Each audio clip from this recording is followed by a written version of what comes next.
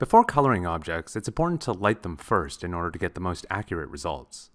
You can create lights in the rendering shelf. Two of the more useful ones are directional and area.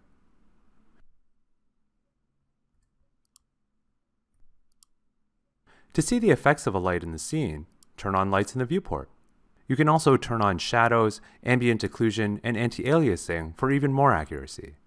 Then you can select each light and modify it using the Move, Rotate, or Scale tool.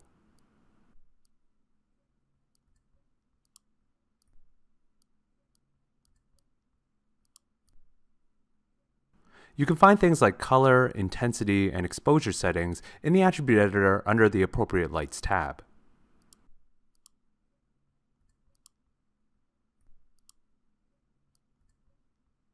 Another important light lives in the Arnold shelf. This is the Skydome light, which allows you to apply image-based lighting to your scene. To connect an image file, click the Colors Palette button in the Skydome's Shape tab in the Attribute Editor, then assign a file. For image-based lighting, you'll want to use a special type of image with a .hdr or .exr extension. You can find free ones all around the internet. Finally, you can use Ctrl-H to hide lights to see their effects.